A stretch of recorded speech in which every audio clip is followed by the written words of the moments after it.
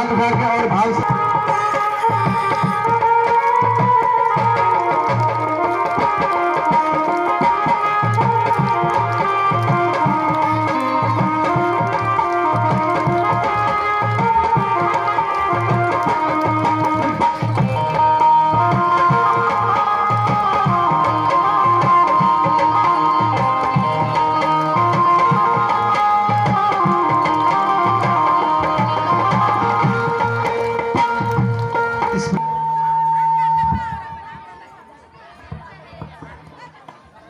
बोले वृंदावन बिहारी लाल की। हमारे कार्यकर्ताओं से निवेदन है, ये जो बच्चे हल्ला गुल्ला कर रहे हैं इसको थोड़ा शांत कर दें, पंडाल में ला करके बैठा दें। पंडाल में मुंजावटी सरकंडों के वन में चले गए और उन्होंने देखा कि हमारे पशुओं का तो कहीं दूर तक भी पता नहीं है। तब ग्वाल वालों ने तुरंत ही खेल बंद करके खोजना शुरू किया और गौओं के खुर से निशान देखते ही उसी वन में चले गए और गौवे उस घोने जंगल में मार्ग भूल गई थी। तब बैल से बुरी तरह डकरा रही थी। भगवान से जब उनकी रुआसी आवाज सुनी तब उन्होंने गौवों का नाम ले लेकर पुकारना शुरू किया। तो गौवों ने अपने नाम की ध्वनि सुनकर श्याम सुंदर श्री कृष्ण की आवाज पहचान कर उत्तर में फिर रमाना शुरू किया।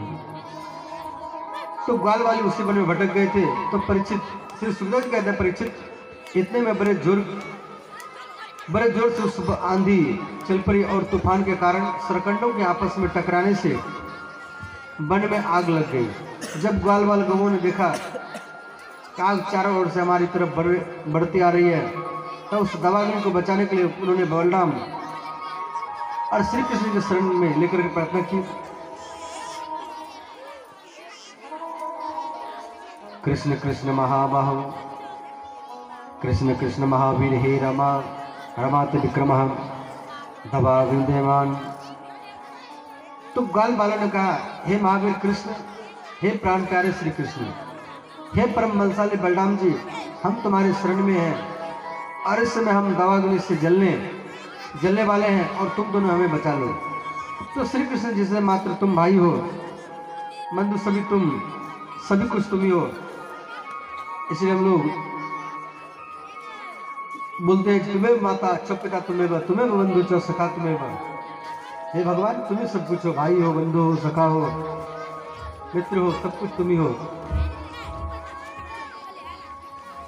तो इस प्रकार तो उन्हें तो किसी प्रकार का कष्ट नहीं होना चाहिए।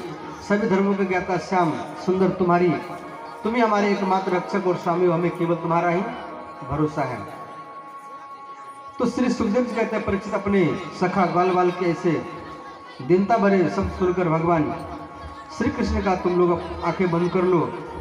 तो भगवान का आज्ञा मानकर उन्होंने अपनी आंखें बंद कर ली। तब योगेश्वर भगवान श्री कृष्ण से भयंकर दवानल को अपने मुख से पी लिया और इस प्रकार ब्रजवासी घोर संकट से रक्षा की। तो दावानल पान करने का श्रीमद् भागवत में 2 बार उल्लेख है। एक कालियानाग पर कृपा करने के लिए, पश्चात दूसरा प्रलंबासुर उद्धार के लिए। तो भगवान श्री कृष्ण लीला में वही प्राणी उसके भागीदार हैं जो भगवान की लीला एवं उनकी क्रियाकलापों में सतत प्रेम करते हैं। अतः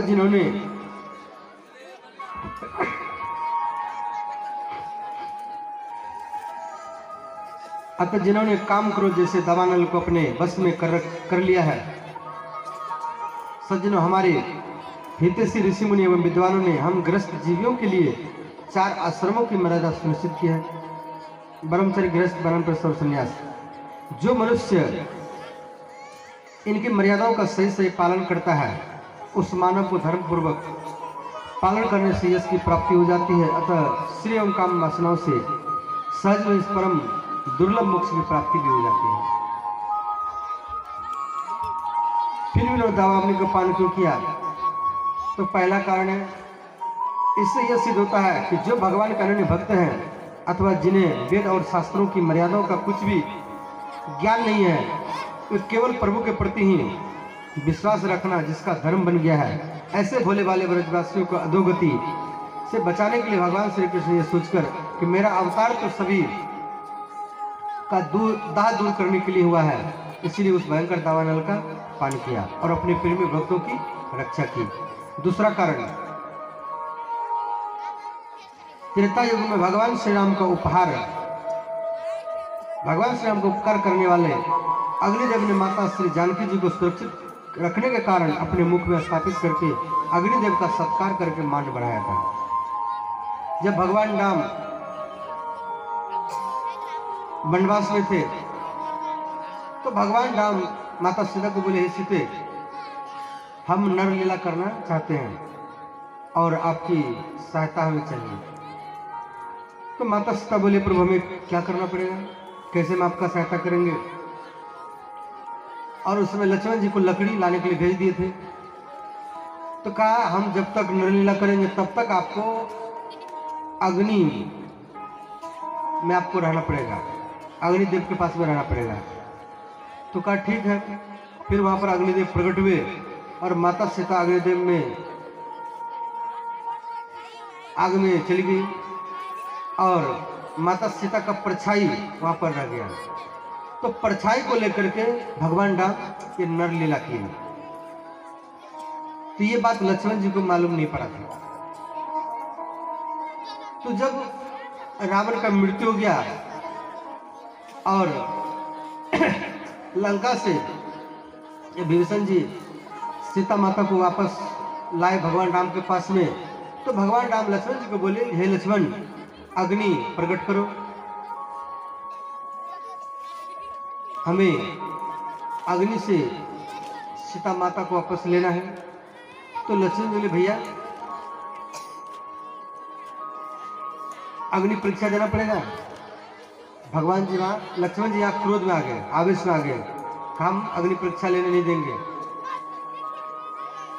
फिर बाद में लक्ष्मण जी को समझाए कि बात क्या है, आप हमें ऐसा रहस्य क्यों नहीं बताएं। लक्ष्मण जी बोले, हम विद्रोह कर सकते हैं। तो फिर भगवान राम बोले, लक्ष्मण, आप जब लकड़ी लेने के लिए वन में गए थे तो उसी समय सीता को अग्निदेव ने सुरक्षित रखने के लिए भेज दिए थे और यही कारण है हमें अग्नि से सीता प्राप्त करना है। फिर अग्निदेव को प्रकट के फिर सीता माता को वापस लेकर के वापस किए और सीता माता को लेकर फिर अयोध्या में आए। फिर राजा भगवान राम राजा बने और सीता माता महारानी बनी अयोध्या की। तो वही अग्निदेव का मान बढ़ाने के लिए यहाँ द्वापर युग में भगवान श्री कृष्ण ने अग्नि को अपने मुख में पान किया। तीसरा कारण, मुख के द्वारा अग्नि शांत करके यह भाव प्रकट किया कि दवा अग्नि को शांत करने में भगवान के मुख से उत्पन्न ब्राह्मण ही समर्थ है। ब्राह्मण ही अग्नि को प्रकट करते हैं। हवन कुंड जब बनाते हैं तो उससे पहले अग्नि प्रवेश कराया जाता है, तो ब्राह्मण देव ही अग्नि को प्रवेश कराते हैं। तो चौथा, पहली बार तो सबके सामने, दूसरी बार सबकी आंखें बंद करा करके दावानल पान करने का यह अभिप्राय है कि भगवान अपने भक्तों का परोक्ष एवं अप्रोक्ष दोनों प्रकार से हित करते हैं। अब शरद ऋतु आ गया है। शरद ऋतु अभी चल रहा है। शरद ऋतु के बाद में ग्रीष्म ऋतु आ गया। तो भगवान श्री सुखदेव जी परीक्षित को कह रहे हैं कि भगवान सूर्यदेव 8 महीने तक जल में संग्रह करते हैं, फिर समय आने पर अपने प्रजाओं का पालन करने के लिए वर्षा ऋतु आने पर किरणों द्वारा जल भी पृथ्वी अब शीतल हो गई थी। भूमि पर हरी भरी घास उत्पन्न,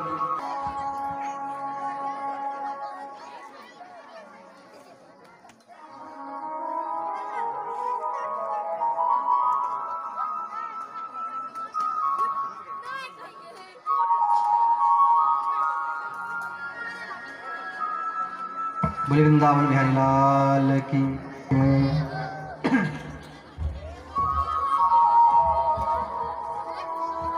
यहाँ श्री सुखदेव कहते परीक्षित